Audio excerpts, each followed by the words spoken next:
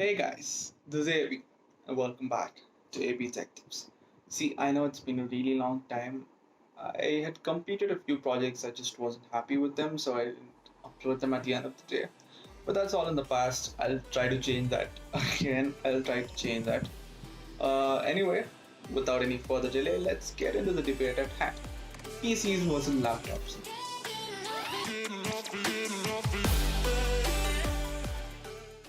Before we start things off, though, I just want to let you guys know that this is going to be split into two parts.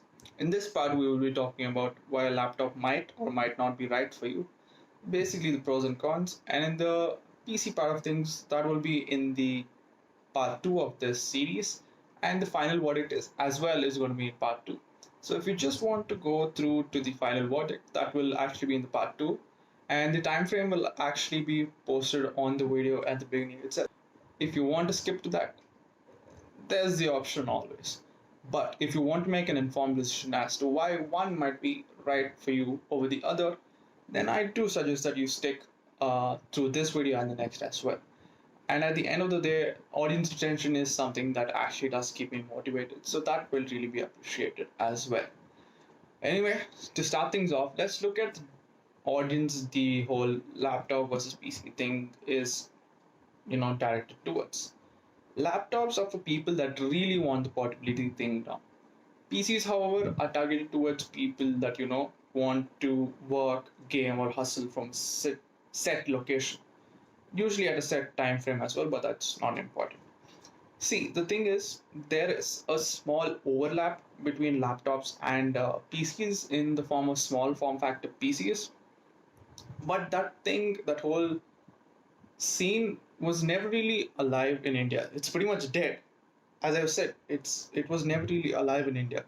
And if this channel grows to the extent that I want it to, hopefully I can bring that whole thing to India.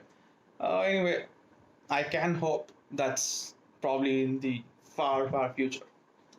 Anyway, that's that. So see, why a person might go for a laptop instead of PC is it's pretty much plug and play. You get a laptop, you set it up, you charge it, you start using it. In terms of a PC, you have to set it up, you have to install the software, you not only have to build it, there are a lot of add-ons as well. In a laptop, the monitor, the keypad, uh, the keyboard, the touchpad, the I/O, the system itself is all integrated into one unit. You can carry it wherever you want to go. So convenience and portability is something that a PC is never going to be able to beat a laptop in, unless there's something really uh, groundbreaking and something that you can just carry around in the form factor of a phone that's more powerful than a PC or a laptop. It's probably like pretty far off in the future, but it's a possibility. Who knows? Anyway, that's not what we're here to talk about. As I was saying, a laptop is just so much more convenient. In terms of a PC, all of these things, such as the monitors, the keyboard, mouse, and anything else that you want to add on, like a speaker or a headset, is an add on. It's not just an add on, it's an additional cost, in fact, which a lot of people think is really expensive, and I do understand. See, but these are the pros of laptop, and the con list is a lot bigger.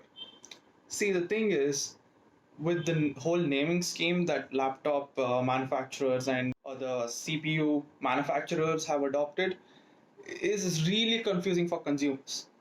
A laptop's i5 is never going to be able to beat a desktop i5.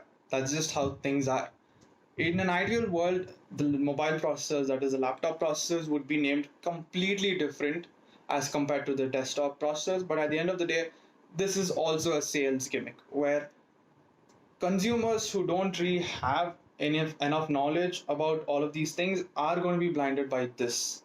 And inevitably, they are going to think that an i5 in a laptop is pretty much going to perform the same as a desktop i5. That's simply not the case. It's pretty much common sense. Just think about it.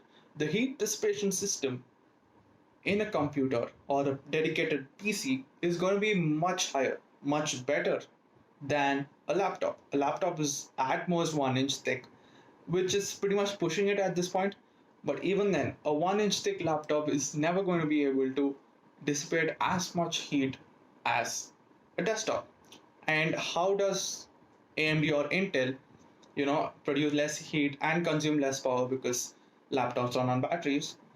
The way they do this is by cutting down on performance way below what a desktop can offer. And to make things worse for the consumers, to make them more confused, Intel has decided to launch two different series of its 10th gen mobile processors. One is based on 10 nanometers manufacturing process node, and the second one based on the 14 nanometer processing node, manufacturing node rather.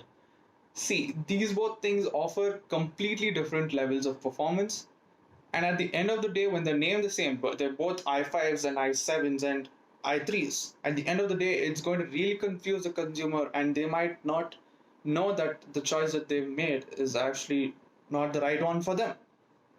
And in terms of AMD, they too have decided to release Ryzen 4000 series of mobile processors, but it's actually based on Zen 2. So Zen 2 architecture is basically Ryzen 3000 in terms of desktop processors. So even though it's named 1000 above the desktop processor, it not only is the same architecture as the 3000 series desktop processor, it is also inferior because it's a mobile processor. It has to be more efficient and it has to consume less power. It has to put out less heat. That's just, as I said, that's just how things are when compared to a PC and a laptop.